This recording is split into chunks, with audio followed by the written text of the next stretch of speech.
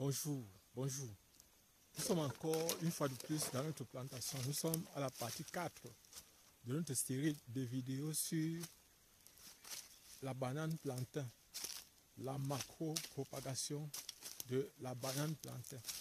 Vous allez m'excuser, je vais me placer, je vais vous montrer là où nous sommes déjà à l'heure actuelle. Bon, ce qu'il faut savoir déjà dans un premier temps, c'est que notre pépinière, je vous ai montré l'autre jour, on a encore entre-temps profité pour faire la réactivation de beaucoup d'autres plants ici, sur ce sion.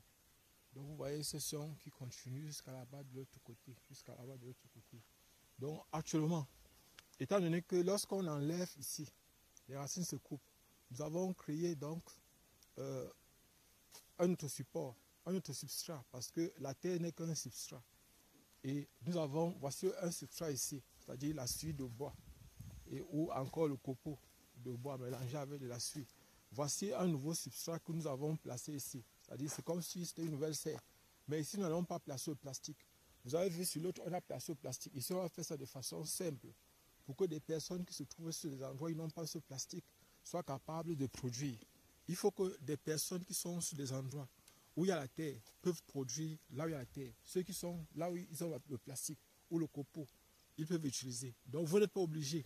Lorsque vous faites par exemple la macro-propagation, c'est-à-dire la multiplication des rejets en très très grande quantité, vous n'avez pas absolument besoin d'avoir donc tout le matériel qu'on utilise dans les laboratoires. C'est-à-dire, vous n'avez pas besoin d'avoir absolument le copeau, la suie.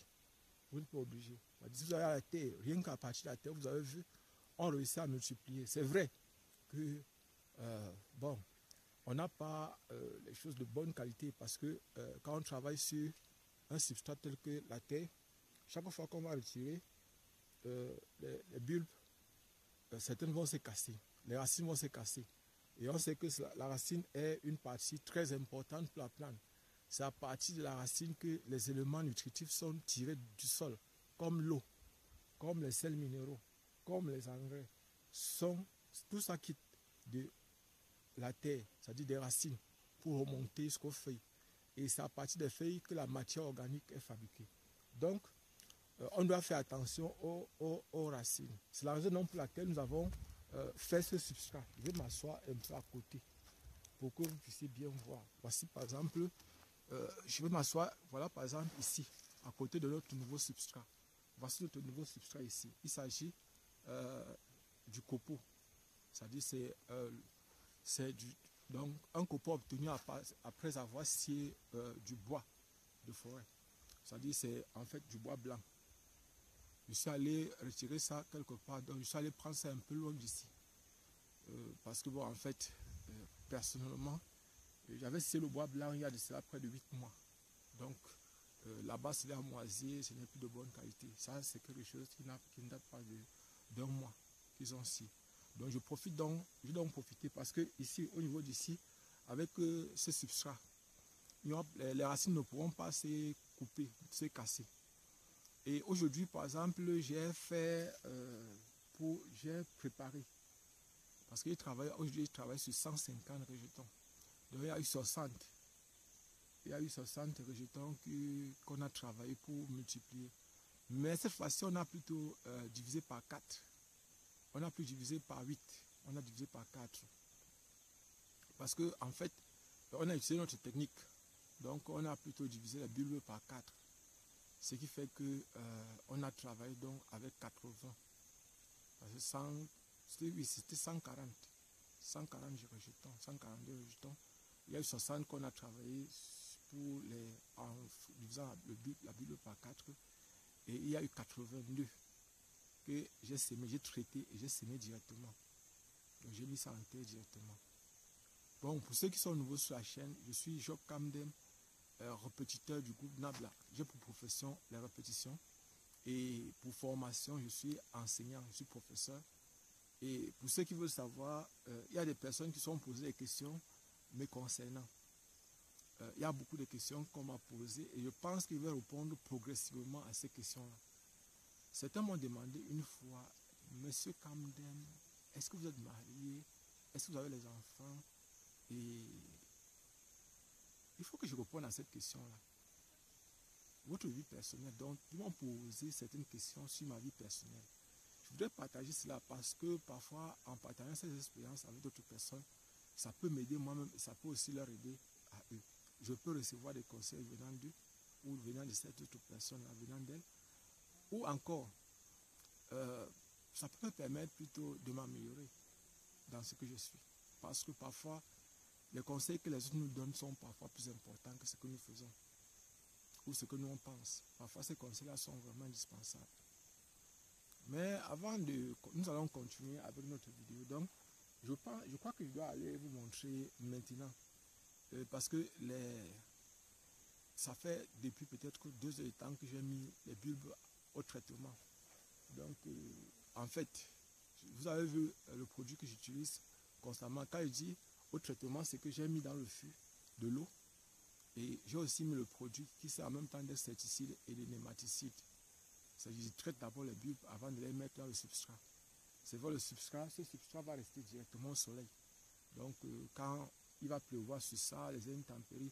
Mais la différence avec le substrat qui est la terre, c'est que, bon, on parle de substrat uniquement un support sur lequel on peut planter une chose. C'est-à-dire la terre est un substrat et le copeau, la suie de bois aussi est un substrat. Donc, c'est le support sur lequel on peut planter quelque chose jusqu'à ça pousse. Ceux qui font l'aquaponie utilisent l'eau comme substrat. Donc, on peut faire pousser, par exemple, les choux ou bien les salades sur l'eau. Et l'eau, à ce moment-là, sert de substrat. Donc, ici, par exemple, nous allons, aujourd'hui, je vais placer, je crois qu'il faut que je place en direct pour que vous puissiez voir. Parce que actuellement, il faut que je place, donc je vous montre comment ils sont en train de procéder. Je vous ai dit, à partir de, nous sommes à la vidéo 4. Donc, chaque fois maintenant, nous allons vous montrer ce que nous faisons. On va partager avec vous les différentes expériences que nous sommes en train de faire. On a 2 hectares et il nous faut environ 9600 rejetons sur ces 2 hectares qui ont déjà été abattus. Je précise que les rejetons que je sème directement, je ne les sème pas sur les 2 hectares, non. Je les sème sur une autre parcelle qui est à côté. Donc, ça n'a rien à voir. Tout ce que je sème directement, je sème directement, n'a rien à voir avec les 2 hectares. Parce que lorsqu'on va semer les 2 hectares, il faudra que je vous montre comment je procède. Je vous ai dit, nous devions mettre 4800 rejetons sur 1 hectare. Et je précise que quand je vais vous montrer ça, il faut savoir que bientôt les formations seront disponibles. C'est-à-dire on pourra voir les formations. Je voudrais aussi préciser à ceux qui ont demandé s'il y a les avocatiers disponibles. Non. Pour le moment, les avocatiers que j'ai ici dans mon champ, c'est ce que je vais utiliser moi-même. C'est ce que je dois planter. Je suis encore en train de chercher parce que j'essaie de prendre certains avocatiers venant de l'ouest pour l'est. Et je vois si ça s'adapte. Mais j'ai l'impression que c'est en train de s'adapter facilement ici. Ce sont de très bons avocats venant de l'ouest du Cameroun. Donc, je suis en train de replacer ça ici. Et je ne voulais pas vous cacher, c'est franchement quelque chose de trop top. Il y a par exemple d'autres variétés que peut-être je vais voir si on peut tester ici, comme Bout 7. Il y a par exemple, il y a beaucoup de variétés que vous connaissez comme avocat. Et ici, bon, vous savez que chez nous, ici en Afrique, il ne faut pas trop aller dans les variétés. Il faut seulement chercher les variétés qui produisent à contre-saison. Parce que chez nous, ici, là, les variétés, les gens ne regardent pas trop ça. On veut savoir, est-ce que c'est l'avocat beurre? Est-ce que c'est gros? Ce sont les gros avocats et c'est aussi l'avocat beurre. C'est suffisant pour que les gens achètent. Donc, on s'en fout des variétés. Si vous allez dire Bull 7, vous allez dire tout ce que vous connaissez là, ça ne regarde pas les gens ici. Ici, chez nous, on veut savoir, l'avocat est-il gros? Est-ce que c'est l'avocat beurre? Est-ce que c'est donc... Ça a un goût souvent là, comme si c'est le beurre. Donc, vous voyez un peu. On veut savoir, c'est ça. Je vais donc aller prendre, maintenant là, on va aller dans le fût, prendre les bulbes déjà découpés et qu'on va venir placer pour que vous puissiez voir comment on va procéder. Allons-y donc. Je vais prendre le seau et on va aller dans le fût. Pour ceux qui ont l'habitude de voir notre chaîne, vous le connaissez quand même. Vous allez le connaître beaucoup, les endroits dans ce champ. Voilà. Ici, je travaille beaucoup avec les boîtes avec les bouteilles là. Ça me sert aussi de mini-serre. Donc, nous allons aller dans le feu. Ça, c'est, pour ceux qui le connaissent, ça, c'est l'endroit où nous avons fait le charbon. Et vous voyez, voici le fameux endroit où le charbon s'est totalement brûlé. Vous voyez, par exemple, tout ce cratère. Ce cratère est un cratère de charbon. Donc, vous voyez, par exemple, les résidus. Et c'est donc du charbon bois dur. Bon, mais il ne faut pas rester là pour pleurer. Voici, par exemple, ici dans le fût. Vous voyez ici. Ici dans le fût, maintenant, il y a, par exemple, les bulbes. Nous allons ramasser ces bulbes-là. Et vous voyez, par exemple, ici, nous allons préférentiellement prendre les bulbes qui sont plongés dans l'eau. Parce que on suppose que durant tout ce temps, ce sont les bulbes, vous voyez, par exemple, ici. Les bulbes, ces bulbes ont été coupés en 4. Vous voyez ce morceau. C'est le cas d'une bulbe. Donc, nous allons utiliser cette bulbe pour produire encore des rejetons.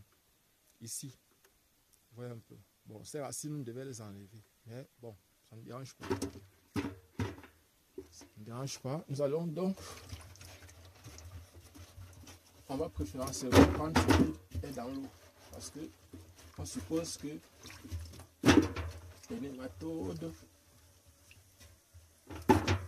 et les charançons qui se trouvent dans l'eau, sur les bulbes, ont déjà été tués. Ça fait après de 2 heures de temps que ces bulbes sont restés dans l'eau.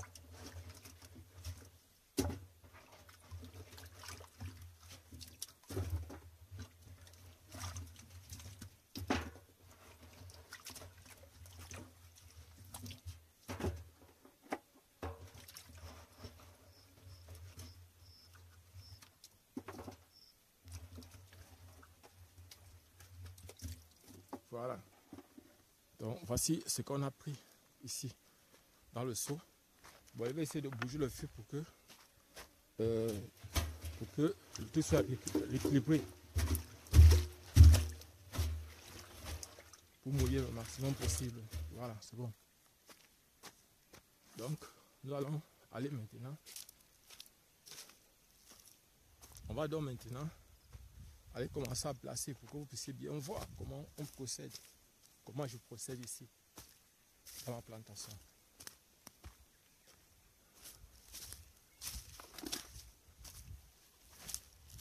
Voilà, nous sommes maintenant proches de la serre.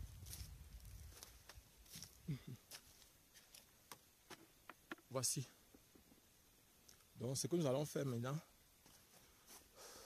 nous allons maintenant ici, vous voyez par exemple ici là, voici par exemple la suie ici. Donc tout ce qu'on va faire, c'est qu'on va légèrement écarter notre suie vers le haut. On va légèrement écarter comme ça. Vous voyez un peu. Mais on ne va pas arriver jusqu'au sol. Pourquoi? Il ne faut pas qu'on arrive sur la terre. Parce qu'il ne faut pas que les racines entrent dans la terre. Donc voici par exemple. Et ici, nous n'avons pas utilisé la technique de l'autre jour. Donc ici, on veut reproduire les rejets. Un peu comme la méthode de PIF. Parce que ici, là, vous voyez l'autre jour, on a dû trancher ici. Ici, là, au milieu ici. Parce que le méristome apical se trouve ici. Et vous voyez par exemple, si on essaie de couper ici, sous forme de triangle, les rejets pourront sortir plutôt de ce côté. Et on aura un potentiel ici, un potentiel ici, un potentiel là-dedans, potentiel ici, potentiel ici, potentiel là. Mais ce n'est pas le cas ici. Donc nous, ici, ce n'est pas le genre qu'on veut produire. Mais on peut faire ça de l'autre côté là-bas. Donc on va diviser notre espace ici en deux. Parce qu'il faut tester toutes les méthodes pour voir celle qui va produire rapidement et les rejets de bonne qualité. Donc voilà par exemple, et ce que je fais ici maintenant, regardez comment je vais placer. Donc on va placer simplement ceci comme ça. Donc on peut placer simplement comme ça. Bon. On va placer comme ça. N'ayez pas peur, vous placez simplement. Ce qui est sûr, ça va se retourner.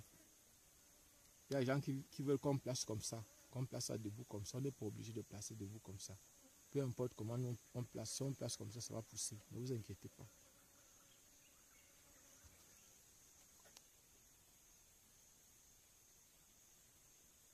Donc, maintenant, on va écarter pour placer un autre sion. Donc, nous allons placer notre sion. Voilà.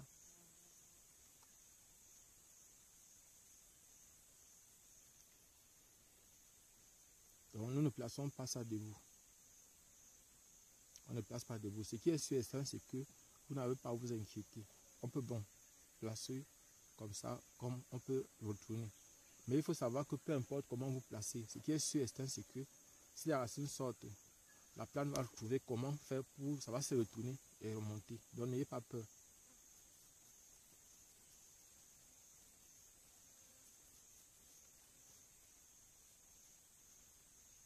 Donc vous voyez par exemple, on va pousser. Et ici, maintenant, on peut mettre bon. Ici, on peut placer ça droit. On va placer les autres ici droit comme ça. Droit. Parce que là, maintenant, ça peut prendre beaucoup.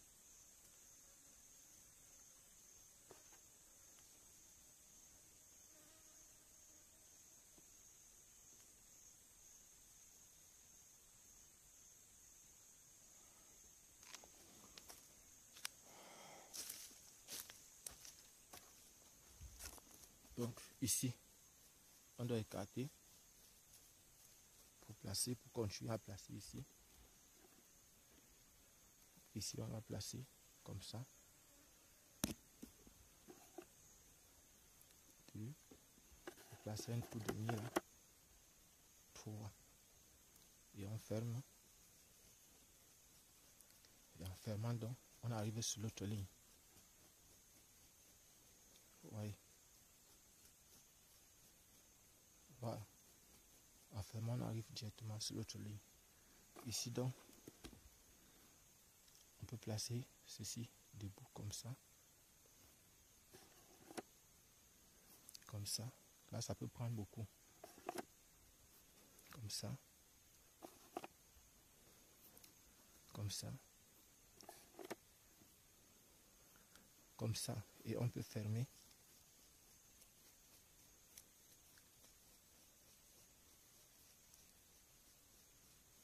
Ouais. C'est bon? Donc, vous m'excusez un peu. Donc, voilà. On pousse comme ça.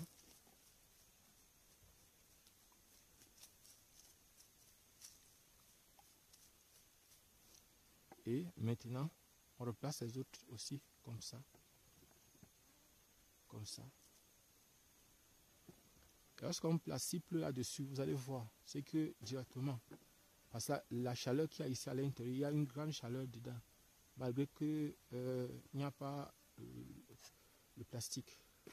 La suie chauffe, donc le copeau là, ça chauffe beaucoup à l'intérieur. Ce qui fait que ça va pousser la plante à réagir. Et elle va rapidement réagir.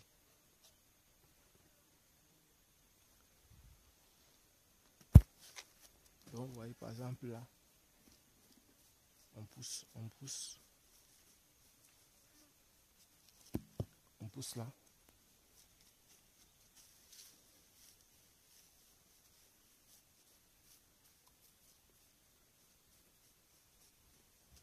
Voilà.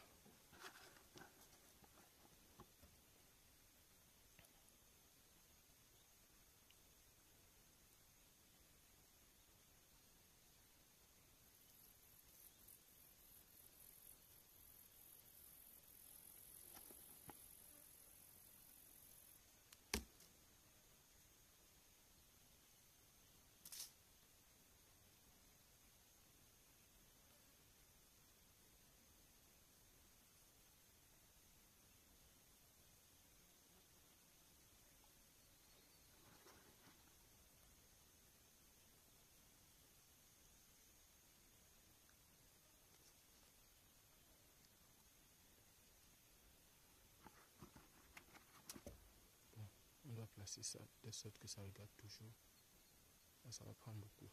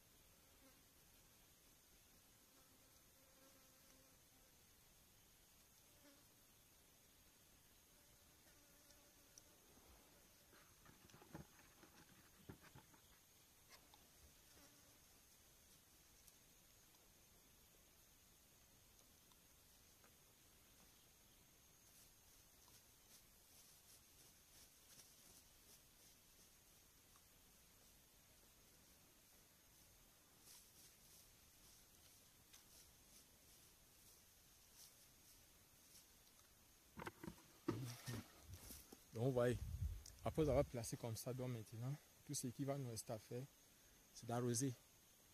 Donc vous voyez, il reste une petite partie là. Je vais mettre ça. Et après ça, tout ce qui va nous rester, c'est donc d'arroser. Et on doit arroser pourquoi? Parce que il faut que pour les premiers jours, ça reste mouillé. On arrose une fois et après ça, on laisse. Maintenant, la plante doit apprendre à réagir. Nous, on n'arrose plus. Parce qu'en temps normal, on devait continuer à arroser. Voilà. Donc, plaçons les derniers là. Et puis, on va chercher là, on arrose.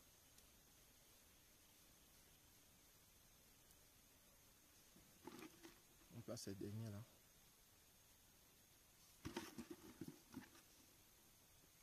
Bon, c'est vrai qu'il y a encore beaucoup dans le fût. On a encore du travail. On va mettre ça avant de rentrer aujourd'hui. On va faire ça. C'est que ça va prendre la moitié. Parce qu'il y a encore à peu près, je crois, près de 250-300 rejetons qu'on a amené tout à l'heure. Celui que vous avez entendu crier tout à l'heure dans la vidéo, c'est le moto-taximan qui doit transporter les rejetons. Il a transporté ça loin en forêt, de l'autre côté. Donc, on est en forêt, mais il a encore allé loin, plus loin d'ici.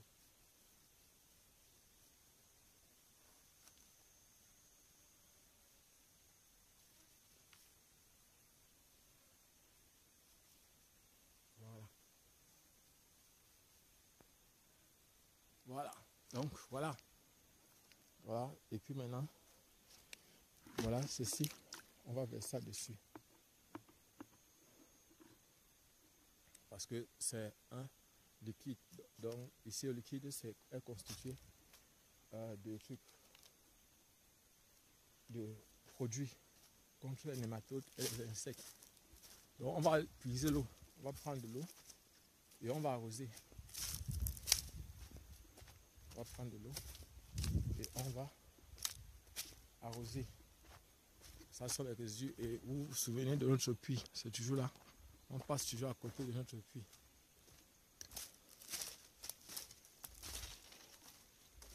Et c'est de ce côté, c'est le bidon qui contient de l'eau. On va prendre un peu d'eau ici.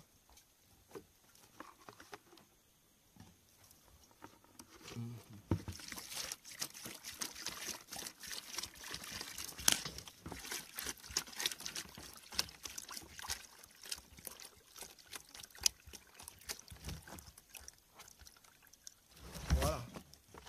On a pris de l'eau. Et on va rentrer arroser un peu.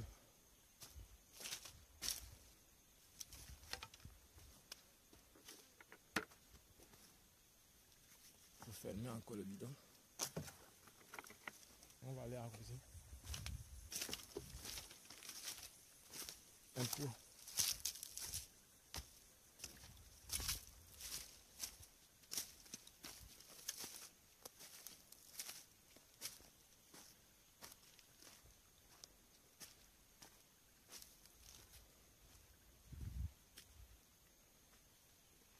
Donc, il y a déjà à peu près 20 bulbes qui ont déjà été réactivés dans la petite parcelle. Donc voilà, nous sommes là. On va donc essayer. Donc, on verse un peu d'eau là. On arrose un peu. S'il pleut, il va pleuvoir directement là-dessus. Donc, ça va beaucoup nous arranger aussi. S'il faut arroser comme ça chaque jour, c'est pénible.